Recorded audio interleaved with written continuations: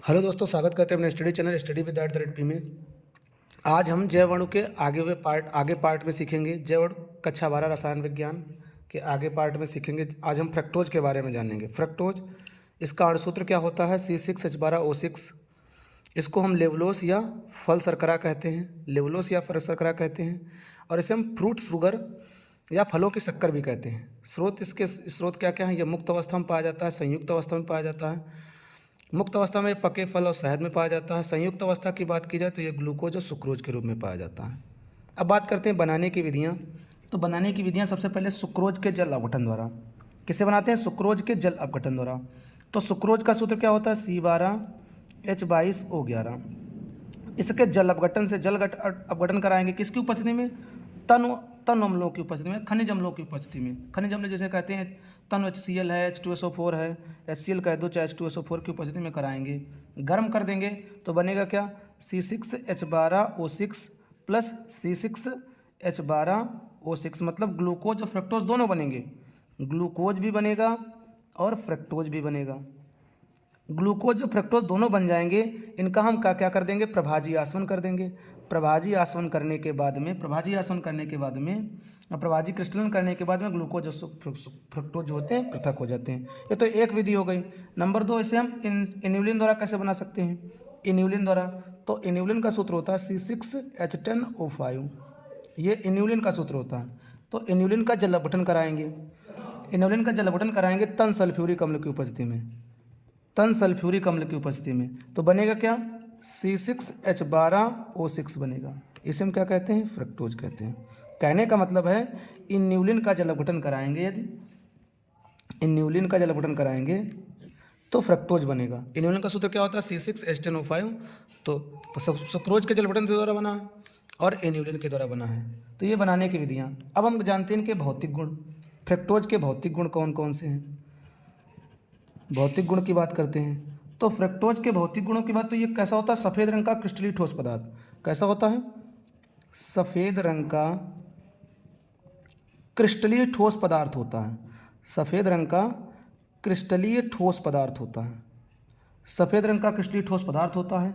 इसका गलनांक 102 degree Celsius होता है। इसका गलनांक कितना होता है? 102 डिग्री सेल्सियस। और याद रखना, ये सबसे मीठी शर्करा है। सबसे मीठी शर्करा है। यदि कहा जाए, क्वेश्चन पूछ दिया जाए सबसे मीठी शर्करा, तो सबसे मीठी शर्करा यही होती है। सबसे मीठी शर्करा कौन सी होती है? फ्रक्टोज मीठी शर्करा। सबसे मीठी शर्करा यही है, फ्रक्टोज। जल में विलेय होता है। जल में कैसा होता है? विलेय। जल में विलेय होता है। और लेकिन ये एल्कोहल, बेंजीन, ईथर में अविलेय होता है। एल्कोहल की बात करें, बेंजीन की बात करें, ईथर की बात करें, इसमें अविलेय होता है।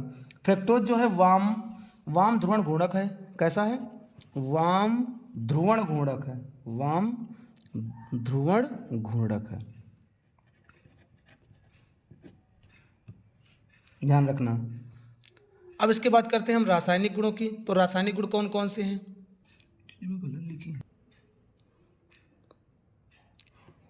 रासायनिक गुण की बात करते हैं। फ्रक्टोज के रासायनिक गुण क्या हैं? रासायनिक गुण क्या हैं? तो पहले नाइट्रिक अम्ल के साथ अपक्रिया कराएंगे। नाइट्रिक अम्ल द्वारा अपक्रिया होगी तो होगा क्या? तो सबसे पहले ये वाला पार्ट COOH में कन्वर्ट हो जाएगा, COOH। यहाँ पर ये वाला पार्ट CHOH में कन्वर्ट होगा। ये वाला तो पार्ट दे ही रखा है CHOH का होल 3, इसको तो लिखना ही है। होल 3 की जहाँ पर यहाँ पर एक जगह पर कम लिख लेना, और एक जब कम लिखेंगे तो नीचे वाला भी पार्ट COOH में कन्वर्ट हो जाएगा। 1 2 3 और 6 होते हैं, तो बचे कितने कार्बन? 3। तो यहाँ पर हम लिख लेंगे 3। ये हमारा क्या होता है? टार्टरेट। क्या बनता है? टार्टरिक अम्ल बनता है। टार्टरिक अम्ल बनता है। क्या बनता है? टार्टरिक अम्ल।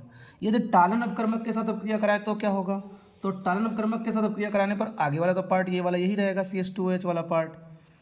बाकी CO वाला पार्ट भी वही रहेगा। इसमें से एक पार्ट जो है वो CO में कन्वर्ट हो जाएगा, CO में। फिर क्या बन जाएगा? CH, वही CHOH का होल ट्वाइस बनेगा, क्योंकि एक पार्ट एक्स्ट्रा निकल के आया है। और बाकी का पार्ट क्या रहेगा? CH2OH रहेगा। कार्बन गिन लेना, 1 और 2, ये हो गए 2, 3 कार्बन, 4 5 6 कार्बन। और राजा दर्पण बनेगा 2Ag। राजा दर्पण बनता है। यदि हाइड्रोजन साइनाइड के साथ HCN के साथ क्रिया कराई तो इसको साइड में लिखे दे रहे हैं। यहाँ पर अब क्रिया हो जाएगी C एक तरफ OH एक तरफ नीचे CN और बाकी का वही सेम CHOH का होल 3 CH2OH। साइनोहाइड्रिन बनेगा, मतलब फ्रक्टोज साइनोहाइड्रिन बनेगा। हाइड्रॉक्सिल एमीन के साथ अब क्रिया कराएं तो फ्रक्टो हाइड्रो ऑक्सिम बनेगा, फ्रक्टोज ऑक्सिम बनेगा। CH2OH वाला पार्ट वही रहेगा, इसमें बदलाव नहीं है, मतलब ये वाले पार्ट में बदलाव नहीं करते हैं, केवल बदलाव इन दोनों में ही होता है। बदलाव करेंगे तो होगा क्या, ये वाला हो जाएगा CH ब्रैक डबल बंद NOH और यहाँ पर क्या रहेगा CHOH का होल 3 और CH2OH। तो इसको हम कहते हैं फ्रक्टोज ऑक्सिम बनता है।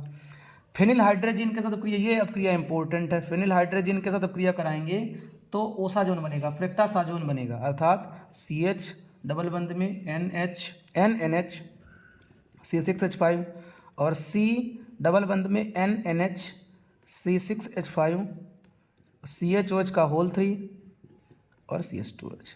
इसको हम क्या कहते हैं, फ्रेक्टासाजोन कहते हैं, फ्रेक्टासाजोन बनता है। यदि इसकी PCl5 के साथ अब क्रिया कराएं तो जहाँ पर OH है वही वाला परिवर्तित होगा।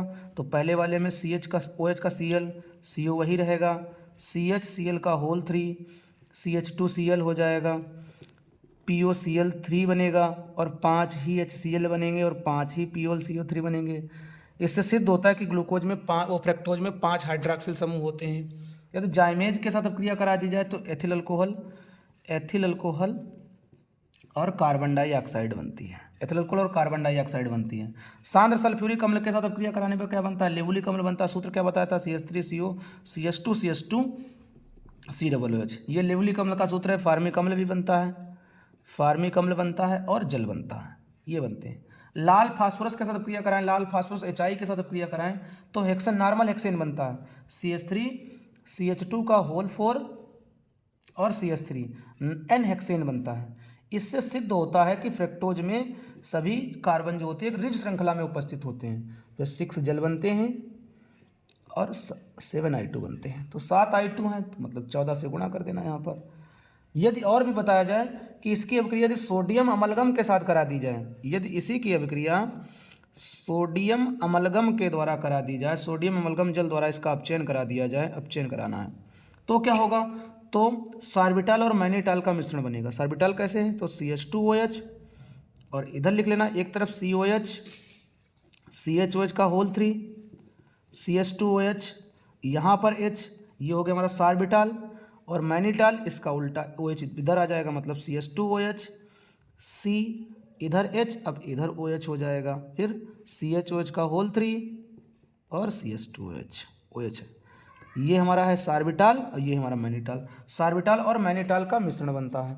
और बात की जाए अब इसके, यदि हम इसकी विन्यास की बात करें कि इसकी संरचना कैसी होती है, तो पहले CH2 पार्ट लिख लेना। इसकी संरचना की बात करें, डी संरचना की बात करें तो डी संरचना है ये, CH2OH पहले रहेगा, फिर एक कार्बन डबल बंद लगा देना, फिर एक कार्बन CH इधर OH इधर, ये तीसरा कार्बन है, तीसरे कार्बन पर OH इधर रहता है, फिर COH इधर H इधर, फिर ऐसे लिखते रहना OH H, फिर लास्ट में क्या रहेगा CH2OH।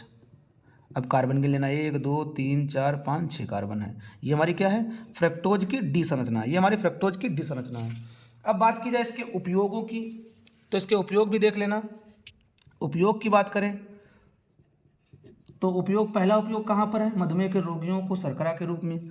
सबसे पहले क्या किया था, मधुमेह के रोगियों को शर्करा के रूप में, मधुमेह के रोगियों को शर्करा के रूप में, मधुमेह के रोगियों को शर्करा के रूप में। दूसरा पॉइंट क्या है, मीठी गोलियां और टाफियां बनाने में, मीठी गोलियां व टाफियां बनाने में, नंबर 3 तीसरा पॉइंट क्या है, औषधियों के सिरप बनाने में,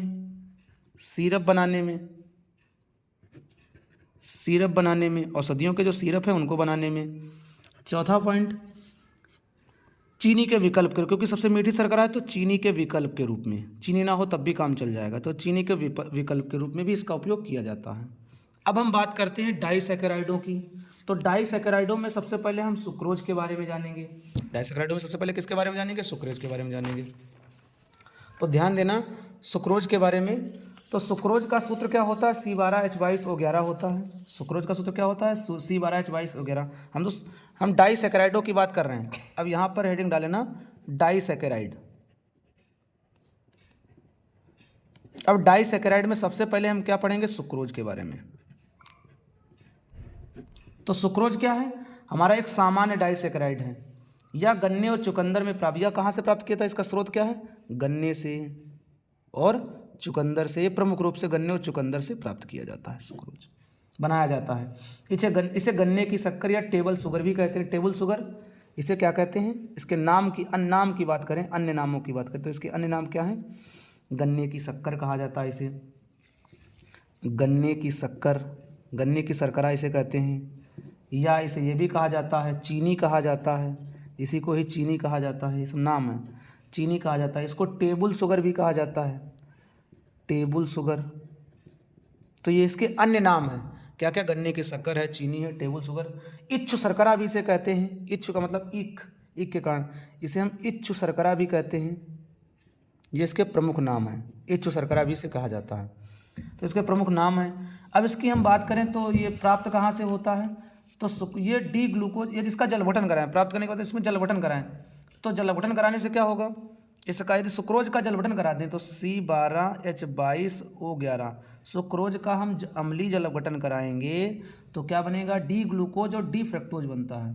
क्या बनता है? C6H12O6 प्लस C6H12O6 क्या बनते हैं? डी ग्लूकोज माइनस वाला डी ग्लूकोज और डी फ्रक्टोज बनता है, डी फ्रक्टोज बनता है, डी ग्लूकोज और डी फ्रक्टोज बनता है, ध्यान रखना।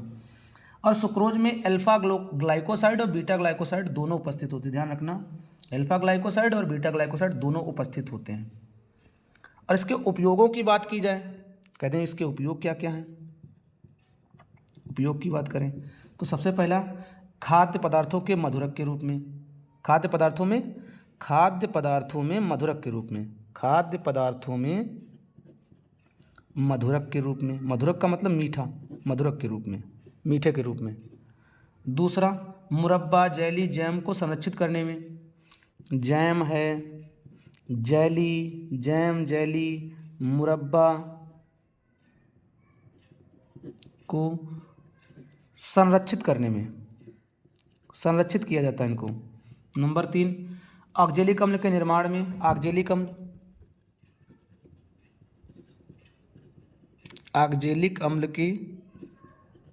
के निर्माण की प्रयोगशाला विधि में, इसका उपयोग किया जाता है, प्रयोगशाला विधि में इसका उपयोग किया जाता है। तो ये इसके प्रमुख उपयोग हैं। अब यदि इसकी हम बात कर दें तो ये बनाएंगे कैसे? हमने बताया था अल्फा डी ग्लूकोज और बीटा डी ग्लूकोज से बनाएंगे, अल्फा डी ग्लूकोज और बीटा डी ग्लूकोज से इसको हम बना लिया जाता है। इसमें ग्लाइकोसाइड ही बंद होता है। इसमें यदि इसको हम देखें तो क्या हमने बताया है कि अल्फा डी ग्लूकोज, तो ये देखो, ये अल्फा डी ग्लूकोज है, ये बीटा डी ग्लूकोज है। अल्फा डी ग्लूकोज का मतलब क्या होता है? H ऊपर OH नीचे। और बीटा डी ग्लूकोज में ये लिखा है, ये बीटा डी ग्लूकोज है। तो इसमें क्या किया गया? OH नीचे है, इसमें भी OH नीचे, तो OH वाला पार्ट ये O निकाल दिया गया, ग्लाइकोसाइड बंद है, ग्लाइकोसाइड। तो ये इसकी संरचना है। ग्लूकोज की हावर्थ प्रक्षेप सूत्र है।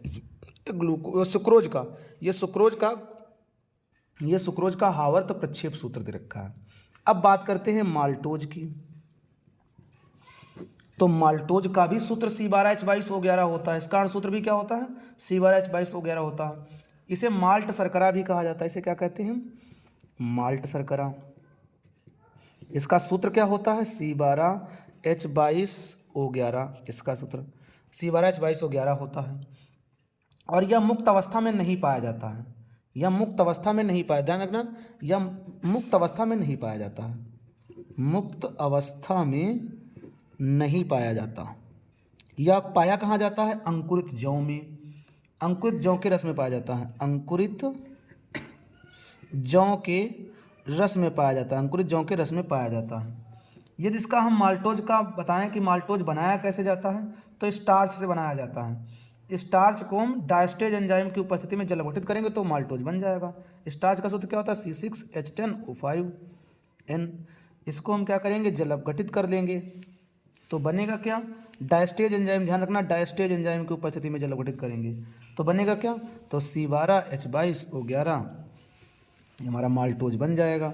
माल्टोज शर्करा हमारी बन जाएगी।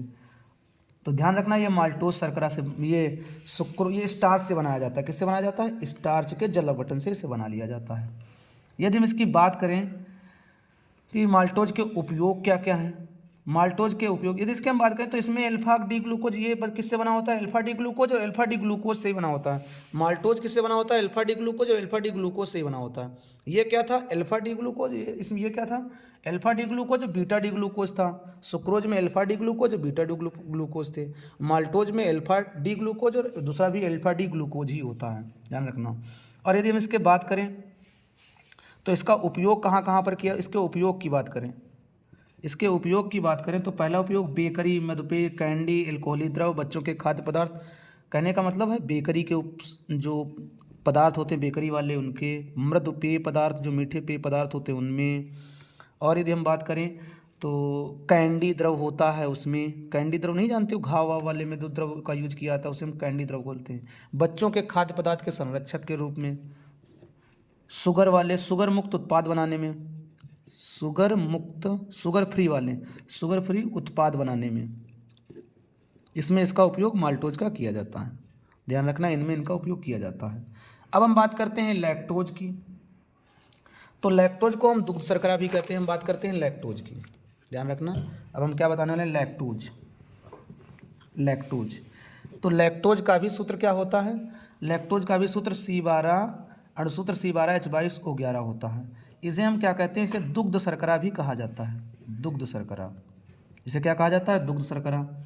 मनुष्य के दूध में लगभग 6 से लगाकर 8% तक लैक्टोज होता है। मनुष्य के दुग्ध में लैक्टोज होता है। मनुष्य के दुग्ध की बात करें, मानव दुग्ध में 6 से 8% तक दुग्ध होता है, तक लैक्टोज होता है। और गाय के दूध की बात करें, गाय के दूध में, तो गाय के दूध में 4% तक ही लैक्टोज होता है, ध्यान रखना है।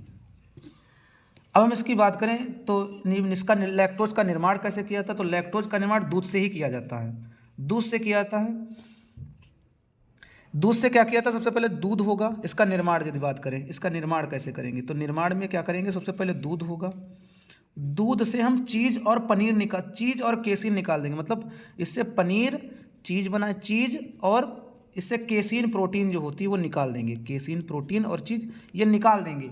निकालने के बाद बचे दूध को हम वे कहते हैं। इसको निकाल देंगे। दूध से हम क्या करेंगे, चीज़ और केसीन प्रोटीन निकाल देंगे। तो जो दूध बचेगा, बचे दूध को हम क्या कहते हैं, हुए कहते हैं। क्या कहते हैं,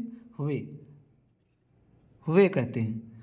फिर हुए में क्या करेंगे, चूने का पानी मिलाएंगे। क्या मिलाएंगे, चूने का पानी। हुए में क्या मिला देंगे हम, चूने का पानी मिला देंगे।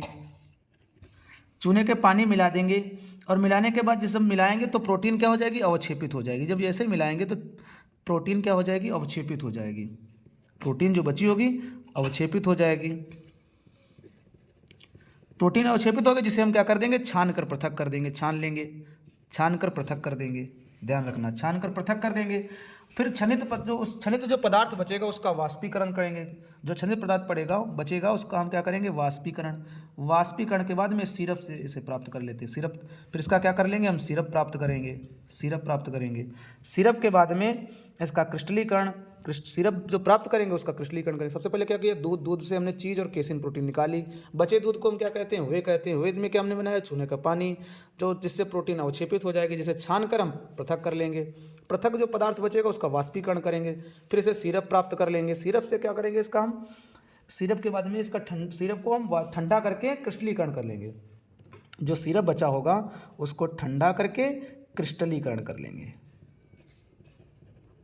और क्रिस्टलीकरण करेंगे जिससे लैक्टोज के क्रिस्टल प्राप्त हो जाएंगे।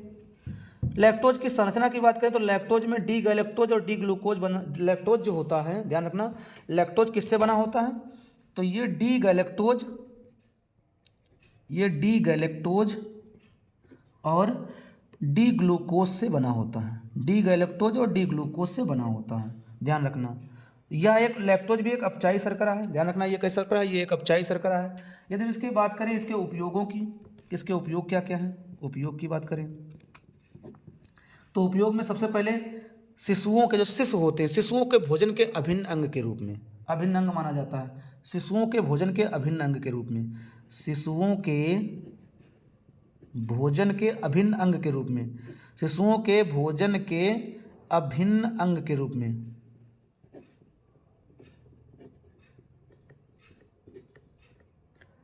दूसरा पार्ट, ये तो पहले बता दिया। दूसरा लैक्टिक अम्ल बनाने में, लैक्टिक अम्ल इसी से बनाया जाता है, लैक्टिक अम्ल बनाने में, लैक्टिक अम्ल बनाने में, लैक्टिक सिरप, लैक्टोज वाले सिरप बनाने में, लैक्टोज वाले सिरप बनाने में, लैक्टोस वाले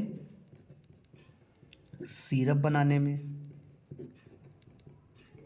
इससे लैक्टोज वाले सिरप भी बनाए जाते हैं। और यदि हम बात करें तो पेंसिलिन का निर्माण किया जाता है, औषधियाँ, औषधि और पेंसिलिन के निर्माण में, ये भी लिख सकते हो, इससे औषधि और पेंसिलिन का निर्माण किया था, औषधियों व पेंसिलिन के निर्माण में, पेंसिलिन के निर्माण में। तो ये इसके प्रमुख उपयोग थे।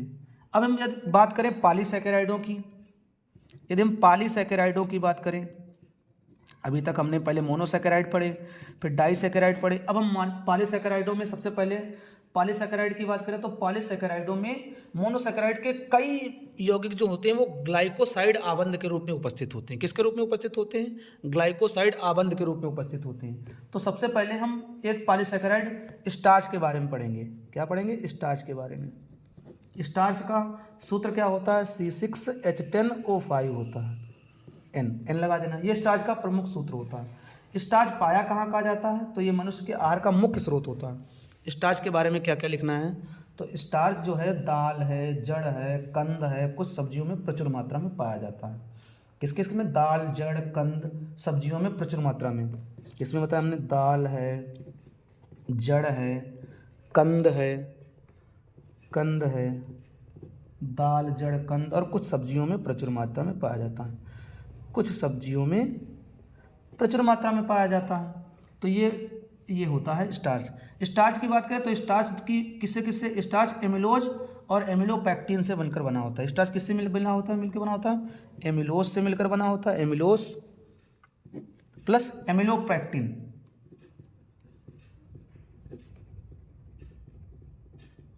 एमिलोपैक्टिन से मिलकर बना होता है।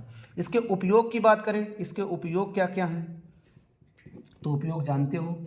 सबसे पहले ये आहार का मुख्य उपयोग है। स्टार्च कहाँ होता है? आलू, चावल, रोटी, मैदा, सूजी, इनमें सब में होता है। किस किस में?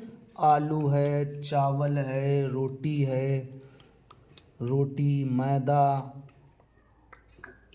मैदा है, सूजी है आदि के रूप में उपस्थित होता है। भोजन के मुख्य आहार के रूप में उपस्थित होता है। ग्लूकोज के निर्माण में भी इसका उपयोग किया जाता है। ग्लूकोज का निर्माण किया जाता है। ग्लूकोज और फ्रक्टोज बनाया जाता है ग्लूकोज के निर्माण में। लिख सकते हैं इसका उपयोग कहाँ किया जाता है? ग्लूकोज के निर्माण में इसका उपयोग किया जाता है। सूती वस्त्र के कपड़ों में मांड लगाया जाता है, उसमें भी उसका उपयोग किया जाता है। सूती धागों को पृथक करने में भी, सूती धागों को पृथक करने पृथक्करण में भी लिख सकते हैं। चौथा पॉइंट ये थी। विस्फोटक पदार्थ भी बनाते हैं। विस्फोटक पदार्थ होता कौन सा? जैसे मान लो तो नाइट्रो स्टार्च जो है विस्फोटक पदार्थ है। विस्फोटक पदार्थ बनाने में भी इसका उपयोग किया जाता है, बनाने में। और यदि इसके उपयोग किए तो बहुत से इसके उपयोग हैं। डेक्स्ट्रिन बनाने में, छपाई में, गोंद बनाने में आदि में इसका प्रमुख उपयोग किया जाता है। और यदि हम बात करें सेलुलोज भी है। सेलुलोज कहाँ है? सेलुलोज पौधों में पाया जाता है। अब हम बात करें सेलुलोज की, तो सेलुलोज के बारे में हम लिख ले रहे हैं। तो सेलुलोज कहाँ होता है? अब देख लें सेलुलोज के बारे में। सेलुलोज जानते होगे। सेलुलोज कहाँ पाया जाता है? पौधों में। केवल ये पौधों में मिलता है। ये केवल पौधों में मिलता है। किस में मिलता है? केवल सेलुलोज केवल किस में मिलता है? पौधों में। केवल पौधों में मिलता है। ये सेलुलोज केवल पौधों में ही मिलता है। और हम बात करें इसका अणुसूत्र क्या होता है, तो सेम जिनका वो अणुसूत्र था वही इनका भी C6H10O5N, ये इसका अणुसूत्र होता है। यह होता कहाँ? ये कोशिकाओं की कोशिका भित्ति में होता है। कोशिकाओं की कोशिका भित्ति में। इसके स्रोतों की बात करें तो तो ये इसके स्रोत की बात करें तो ये कपास, बांस, सन, जूट आदि इसके प्रमुख स्रोत हैं। आदि में इसे प्राप्त किया जाता है, आज से इसको प्राप्त किया जाता है। शुद्ध सेलुलोज प्राप्त करना है तो कपास या लकड़ी या कागज को तन क्षार या तन HCl के साथ क्या करेंगे, ईथर की उपस्थिति में धो देंगे तो शुद्ध सेलुलोज प्राप्त हो जाएगा। क्या क्या हमने बताया, शुद्ध सेलुलोज प्राप्त करने के लिए हम कपास हो या लकड़ी हो या कागज को तन क्षार या तन HCl या तन HF और ईथर की उपस्थिति में इसको धोएंगे तो जिससे अशुद्धियाँ दूर हो जाएंगी और शुद्ध क्रिस्टलीय सफ़ेद रंग का सेलुलोज प्राप्त हो जाएगा। और यदि इसकी हम बात करें तो इसके उपयोगों की बात करें, इसके उपयोग क्या क्या हैं, तो इसका उपयोग प्राकृतिक रेशे के रूप में इसका उपयोग किया जाता है। किसके रूप में, प्राकृतिक रेशे के रूप में, प्राकृतिक रेशा के रूप में पहला उपयोग। दूसरा, जूट की बोरी, रस्सी आदि बनाने में, जूट की बोरी, रस्सी आदि बनाने में इसका उपयोग किया था। सूती वस्त्र बनाने में भी उपयोग किया था, सूती कपड़े बनाने में भी इसका उपयोग था। सूती कपड़ा बनाने में सेलुलोज का उपयोग गन काटन विस्फोटक पदार्थ बनाने में, मतलब विस्फोटक पदार्थ बनाने में भी इसका उपयोग किया था। विस्फोटक पदार्थ जैसे गन काटन है, विस्फोटक पदार्थ बनाने में गन काटन में क्या होता है, सेलुलोज ट्राइनाइट्रेट होता है, कार्डाइट है, तो इनमें इसका प्रमुख उपयोग किया जाता है। चाकू बनाए जाते हैं, कंघे बनाए जाते हैं, खिलौने बनाए जाते हैं, प्लास्टिक बनाई जाती है, तो ये उपयोगों में इसको लिख सकते हो। अब लास्ट इसका पार्ट बताए, कार्बोहाइड्रेट के लास्ट पार्ट है पॉलीसैकेराइडों में ग्लाइकोजन। तो हम बात करते हैं ग्लाइकोजन। तो ग्लाइकोजन लगभग प्राणियों में ग्लाइकोजन जो कार्बोहाइड्रेट है, ध्यान रखना, प्राणियों में कार्बोहाइड्रेट जो है, कार्बोहाइड्रेट वो ग्लाइकोजन के रूप में ही संचित हो जाता है, ग्लाइकोजन के रूप में संचित हो जाता है, जो आवश्यकता पड़ने पर ग्लूकोज में परिवर्तित हो जाता है। कार्बोहाइड्रेट में आवश्यकता पड़ेगा तो ग्लूकोज में परिवर्तित। इस ग्लाइकोजन को हम प्राणी स्टार्च भी कहते हैं। क्या कहते हैं, प्राणी स्टार्च भी कहते हैं। इसकी संरचना देखी जाए तो एमिलोपेक्टिन के समान होती है। इसकी संरचना किसके समान होती है, एमिलोपेक्टिन के समान। इसकी संरचना जो है वो एमिलोपेक्टिन के समान होती है, एमिलोपेक्टिन के समान होती है। इसकी संरचना जो है वो एमिलोपेक्टिन के समान होती है, तो ये याद रखना, एमिलोपेक्टिन के समान होती है इसकी संरचना। और यदि हम बात करें तो इसमें ग्लाइकोजन श्रृंखला में ग्लाइकोजन की श्रृंखला में डी ग्लूकोज की 10 से 14 इकाइयाँ तक उपस्थित होती हैं। ग्लाइकोजन में ग्लाइकोजन में डी ग्लूकोज की 10 से 14 इकाइयाँ तक उपस्थित होती हैं, ध्यान रखना, ये यहाँ नहीं बनाया जाएगा। ये इसकी प्रमुख जो थे हमने बताए थे पॉइंट थे। और ग्लाइकोजन को हम ग्लाइकोजन जो है वो मानव शरीर में कार्बोहाइड्रेट के रूप में संचित रहता है। मानव शरीर में जो कार्बोहाइड्रेट वो ग्लाइकोजन के रूप में संचित होता है, ध्यान रखना, मानव शरीर में जो कार्बोहाइड्रेट है वो ग्लाइकोजन के रूप में संचित हो जाता है, आवश्यकता पड़ने पर ये ग्लूकोज में परिवर्तित हो जाता है।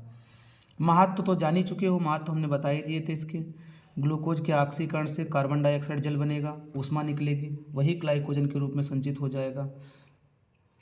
अब आगे हम क्या करेंगे, आगे पार्ट में हम इसी का एमिनो अम्ल वगैरह अगले वीडियो में हम देखेंगे। वीडियो को लाइक शेयर सब्सक्राइब करें। धन्यवाद।